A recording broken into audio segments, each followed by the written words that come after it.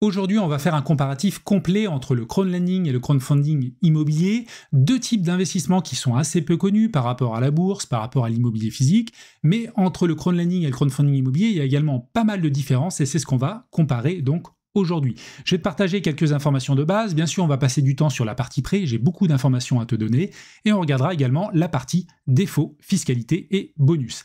Alors vis-à-vis des informations de base, et notamment à peu près la période à partir de laquelle ces plateformes-là ont émergé, le crowdlending c'est plutôt à partir de 2017, c'est là où les gros du secteur sont arrivés. Côté crowdfunding immobilier, c'est plutôt en 2014 où il y a eu de premières plateformes, une première structuration, même si pas à pas les années suivantes, il y a de nouvelles plateformes qui sont arrivées, notamment la première brique en 2019, WeVest en 2023, bien sûr, c'est que deux exemples parmi d'autres.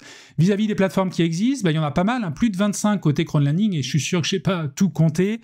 Il y a Mintos, Peerberry, Robocash, pour donner quelques exemples, Bien Prêté, Escatit et Swapper. D'ailleurs, si ça t'intéresse de découvrir certaines de ces plateformes, écoute, je te mets un petit lien affilié en description. Côté crowdfunding immobilier, là aussi, je t'ai mis les gros du secteur, la première brique, Clubfunding, Razors, Bricks, WeVest et Monego, qui sont des plateformes un peu plus récentes, et il y en a notamment plus de 40 aujourd'hui. Concernant le siège social, et vis-à-vis du crowdfunding immobilier, la plupart des plateformes sont situées en France. Il y a une exception, c'est notamment Walliance qui a le siège social en Italie, mais toutes les autres sont dans notre pays. Concernant le crowdlending, il y a un petit peu plus de diversification. Il y a Bien Prêté qui est en France, mais il y a des plateformes en Lettonie, en Estonie, en Irlande et également en Croatie. Donc là, il y a plus de diversification. Vis-à-vis de la régulation, avantage côté crowdfunding immobilier, notamment avec l'agrément PSFP, qui est délivré par l'autorité des marchés financiers. Côté crowdlending, ça c'est un point faible, il n'y a pas vraiment de régulation sur la plupart des plateformes. Bien sûr, on a certaines qui sont régulées, je pense à Bien Prêté avec l'agrément PSFP, également 2-3 autres, mais pour la plupart, il n'y a pas vraiment de régulation, même si les plateformes sont quand même bien sûr déclarées dans leur pays, elles ont des bilans comptables, mais il n'y a pas de régulation précise dessus. Vis-à-vis de la transparence, je dirais que c'est positif côté crowdlending et crowdfunding immobilier. Elles partagent beaucoup d'informations, bien sûr les bilans comptables, mais également des stats sur les retards et pas mal d'autres choses. Néanmoins, il y a un petit bémol des deux côtés. Côté crowdlending, parce qu'il y a certaines plateformes qui ne jouent pas totalement le jeu, il n'y a pas obligatoirement des stats super détaillées. Alors il y a de bonnes plateformes comme Peerberry, mais il y en a d'autres où c'est un petit peu plus light. Donc ça, c'est quand même dommage. Je pense qu'il y a vraiment des axes d'amélioration de ce point de vue-là. Et côté crowdfunding immobilier, même s'il y a les indicateurs de performance, bien souvent, c'est pas souvent mis à jour, ça mériterait d'avoir des mises à jour beaucoup plus fréquentes. Et également, la problématique, c'est que beaucoup de projets sont mis en retard, alors qu'on est déjà dans des procédures judiciaires, et c'est difficile de cerner le vrai du faux, parce que beaucoup de projets vont se terminer en défaut avec des pertes, mais aujourd'hui, c'est pas totalement lisible et transparent, donc vis-à-vis des indicateurs de performance. Concernant les frais de dépôt, de retrait, d'investissement, c'est gratuit sur les deux plateformes. Petit bémol côté crowdfunding immobilier, la plupart des plateformes sont gratuites et ça c'est vraiment top. Néanmoins, je pense à Bricks et WeVest qui mettent des frais de retrait, je trouve vraiment ça dommage. Alors côté Bricks, tu as le droit à 2 retraits gratuits par an, les autres sont payants et côté WeVest, dès le premier retrait, écoute, il y a des frais qui te seront prélevés. Vis-à-vis des risques, bien entendu, comme tout type d'investissement, il y a un risque d'illiquidité et de perte en capital. Bien entendu, c'est mon rôle de te rappeler cela, sachant que dans cette vidéo, je donne uniquement mon avis, ce n'est pas un conseil en investissement. Et pour être totalement transparent, personnellement, j'ai investi donc sur 11 plateformes de crowdlending et également 23 plateformes de crowdfunding immobilier, donc j'ai une belle expérience sur les deux types d'investissement, et en cumulé, c'est 150 000 € investis en crowdlending et en crowdfunding immobilier, plus de 353 000 €. C'est mon investissement global, bien entendu, j'ai eu beaucoup de remboursements sur ces sommes-là. Allez, on passe à la partie prêt. C'est là où on va avoir des choses très intéressantes à évoquer. Alors déjà, vis-à-vis de la typologie des projets, tu as une vraie diversification côté crowdlending, beaucoup moins côté crowdfunding immobilier. Côté crowdlending, bien sûr, on va pouvoir investir dans des TPE et même dans pas mal de secteurs. Les services et pas mal d'autres choses, comme de l'artisanat. Il y aura également du commercial, du leasing. On va aussi pouvoir faire du prêt à des particuliers, pas obligatoirement qu'à des entreprises. Donc il y a pas mal de diversification. Ça, c'est top. Côté crowdfunding immobilier, comme son nom l'indique, bien sûr, on est 100% sur de l'immobilier et il y a quand même quelques déclinaisons, notamment la promotion immobilière, le marchand de biens, le refinancement, même si moi, personnellement, je vais quasiment uniquement sur du marchand de biens et également quelques projets de refinancement quand les garanties sont très intéressantes. Vis-à-vis de la diversification géographique, là aussi, il n'y a pas photo. Avantage crowdlending, je t'ai mis ici tous les pays sur lesquels je suis investi, la France, la République tchèque, je ne vais pas tous les lister, mais j'ai également des investissements en Espagne, au Royaume-Uni, en Afrique du Sud, au Mexique, donc c'est vraiment très intéressant. Côté crowdfunding immobilier, la plupart des investissements sont en France. Il y a quelques investissements ponctuels, quelques-uns que j'ai vu passer en Espagne. Historiquement, je crois avoir investi sur un projet en Belgique, mais c'est vraiment à la marge. Voilà, globalement, on est concentré sur la France. Donc, si tu veux te diversifier, écoute, il faut peut-être aller voir un petit peu aussi côté crowdlending. Concernant le ticket minimum, là, c'est très attractif et très accessible côté crowdlending, entre 10 et 50 € en fonction des plateformes.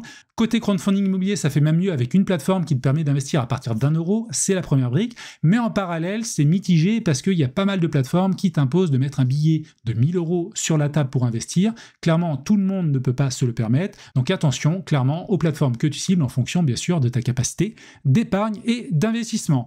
Vis-à-vis de la rémunération, côté crowdlending, quelque chose qui, moi, m'intéresse vraiment, et c'est ma stratégie, bien sûr, c'est pas obligatoirement la tienne, c'est d'avoir des intérêts mensuels. Et là, toutes les plateformes te délivrent des intérêts mensuels. C'est génial, notamment pour avoir l'effet de boule de neige, parce qu'un 12% d'intérêt à l'année, in fine, c'est pas la même chose qu'un 12% qui serait versé mensuellement.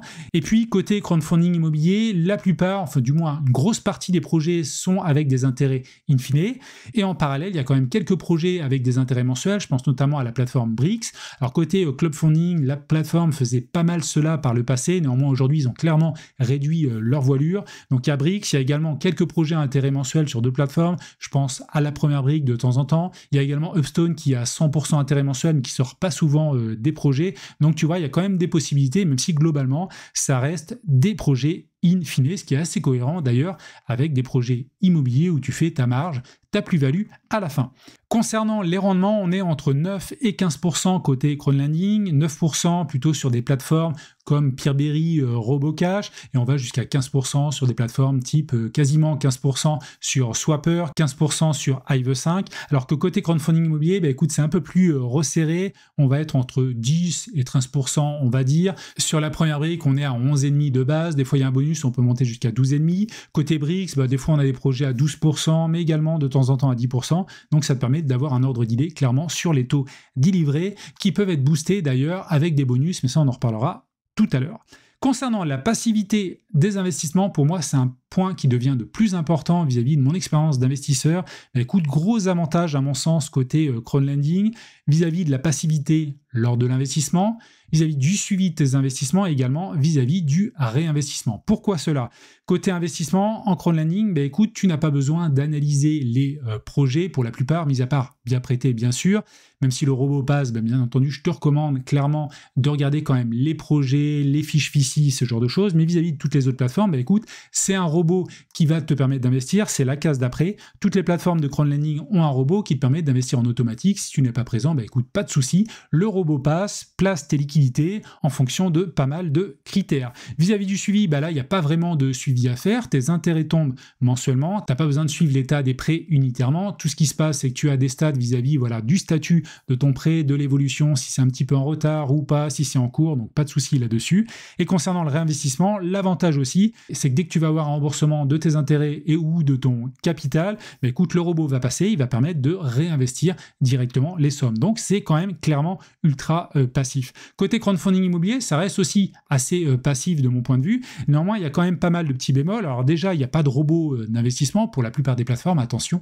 Il y en a certaines qui en ont, je pense notamment à Brix, mais pour la plupart, ce n'est pas le cas. C'est-à-dire qu'à chaque fois que le presseur, va falloir que tu sois présent tout simplement pour souscrire, ou également peut-être en amont envoyer une réservation ou demander une réservation si la plateforme le permet, même si toutes ne le permettent pas. Donc il y a quand même un temps qui est plus conséquent pour l'investissement initial. Également, tu vas devoir analyser la plaquette, donc c'est un temps également supplémentaire. Vis-à-vis du suivi, là, écoute, tu vas recevoir des mails régulièrement de la plateforme par rapport à l'avancée des travaux, de la vente, de la commercialisation. Donc ça, c'est intéressant. Tu peux également être sollicité sur certains projets en difficulté pour des votes, des prorogations, ce genre de choses. Donc, c'est pas si passif que ça. Et enfin, vis-à-vis du réinvestissement, écoute, tu vas recevoir tes sommes, pas de problème, mais derrière, il va falloir attendre qu'il y ait un nouveau projet. Il n'y a pas obligatoirement de robot également, donc peut-être qu'il va falloir faire des retraits. Et donc là aussi, il y a quand même certaines actions à faire. Le robot, j'en ai parlé, donc côté crowdlending, 100% des plateformes ont un robot d'investissement. Côté crowdfunding immobilier, il n'y en a quasiment aucune, si ce n'est Brix. Alors j'en oublie peut-être d'autres, désolé, mais pour la plupart, ça n'existe pas. Maintenant, on va passer donc au cash drag et au délai d'émission. Alors là, j'ai des petites choses à te montrer. Tu le sais, si tu me suis depuis quelques temps sur ma chaîne YouTube, je trace quotidiennement mes liquidités sur chacune des plateformes de crowdlending. Ça me permet de voir un petit peu mon cash drag. Pour la plupart des plateformes, je suis à moins de 3%. La seule plateforme pour laquelle je suis au-dessus de 3%, intéressant et pour laquelle je n'ai pas rajouté de liquidité récemment qui pourrait impacter ce cash drag, c'est clairement Swapper où en ce moment il y a un petit peu plus de cash drag. On reste à 4%, donc si tu retires 4% sur un 12% délivré sur ton prêt, c'est pas non plus dramatique, donc le cash drag reste quand même tout à fait correct et acceptable. Vis-à-vis du crowdfunding immobilier, c'est un petit peu plus délicat. Alors certes, déjà, tu vas envoyer tes liquidités, va falloir attendre la date de l'ouverture de la collecte ou le début de la réservation pour faire pas mal de choses. Il faut aussi signer d'ailleurs un prêt, donc c'est un petit peu plus lourd. Et également, ce qui se passe, c'est que vu qu'on va être plutôt sur l'obligataire, il va falloir attendre le délai d'émission de l'obligation, ce qui veut dire si tu souscris, on va dire le premier du mois, en fonction des plateformes, le délai d'émission va être globalement entre 10-12 jours jusqu'à des fois un mois, voire même plus en fonction des plateformes. Et pendant cette durée, pendant ce délai d'émission-là, les intérêts ne vont pas courir, ce qui fait que concernant le cash drag et le délai d'émission, écoute, c'est un petit peu plus négatif côté crowdfunding immobilier. Vis-à-vis de la durée des prêts, maintenant, je suis à 6 mois côté crowdlending. Je t'ai partagé ça récemment dans une vidéo en fonction des plateformes. Alors bien prêté, je suis à 365 jours, même si j'ai réduit un petit peu mon robot, donc normalement ça devrait baisser. Tu vois, là je suis à 322 jours parce que j'adapte un petit peu mes stratégies. Là aussi, je devrais baisser, donc tu vois, je suis plutôt vers l'année. Néanmoins, j'ai pas mal de plateformes comme Esketit, Hive5, London Market, Maclear, Mintos, où je suis également Peerberry, où j'ai des durées de prêts qui sont plus courtes. Donc en moyenne, je suis aux alentours de 6 mois. Et en plus, je pense que globalement, ça devrait baisser parce que j'ai revu mes stratégies via les robots d'investissement. Donc on est à 6 mois, ce qui est pas mal du tout parce qu'au bout de 6 mois, tu as une grosse partie des prêts qui vont être remboursés. Donc tu vas pouvoir tout de suite un petit peu jauger la plateforme et avoir un meilleur avis là-dessus. Et en parallèle, côté crowdfunding immobilier, on est plutôt à 18 mois. Je vais te donner un exemple. Par exemple, les indicateurs de performance de la première brique où tu vois ici durée moyenne d'emprunt en mois. On est à 17,59 mois. Ça augmente de plus en plus à cause des retards et des défauts. Et en plus, la première brique, c'est pas la plateforme qui a les délais les plus longs, parce qu'il y a d'autres plateformes qui sont clairement encore plus longues vis-à-vis de la durée moyenne des emprunts, notamment quand il y a de la promotion immobilière, mais pas que. Donc clairement, avantage également concernant la durée des prêts en fonction des deux types d'investissements. Vis-à-vis de la liquidité et l'illiquidité, évidemment, en lien avec cela, il y a un avantage côté crowdlending parce que ton argent revient plus vite, même s'il y a toujours quand même de l'illiquidité parce que ton argent est bloqué, mais écoute, il revient quand même plus vite, donc c'est plus liquide que le crowdfunding immobilier. C'est également plus liquide parce que la plupart des plateformes de crowdlending ont un marché secondaire, pas toutes, je pense notamment à Peerberry qui en a pas, parce que les prêts aussi sont assez courts, mais la plupart des plateformes, je pense notamment à Swapper et d'autres, elles ont un marché secondaire, même si leurs prêts sont courts, écoute, ça te permet de revendre si tu as une urgence, tes prêts et donc de récupérer du cash. Côté crowdfunding immobilier, écoute, là c'est l'inverse, il n'y a pas de marché secondaire, donc on est clairement sur de l'illiquidité complète, sur des durées donc de 18 mois et plus, donc c'est à souligner. Et enfin, côté garantie, là pour moi, théoriquement, avantage côté crowdfunding immobilier, parce que la plupart du temps, on va avoir une garantie réelle, une hypothèque de premier rang, ou une fiducie. Donc ça, c'est vraiment très intéressant. Rares sont les projets où il y a simplement un nantissement, une GAPD. Côté crowdlending, là, on est sur une garantie de buyback à 60 jours. C'est l'équivalent d'une GAPD. Donc sur le papier, c'est pas génial. Néanmoins, si on regarde le déclenchement de ces garanties, même si théoriquement la GAPD est moins puissante qu'une hypothèque de premier rang ou une fiducie, clairement, côté crowdlending, cette garantie-là se déclenche régulièrement parce que aussi, c'est une garantie sur la société de prêt et c'est son business de faire du prêt et d'avoir donc des poches pour rembourser les investisseurs quand un prêteur ou un emprunteur n'arrive pas à rembourser tout simplement les sommes emprunté.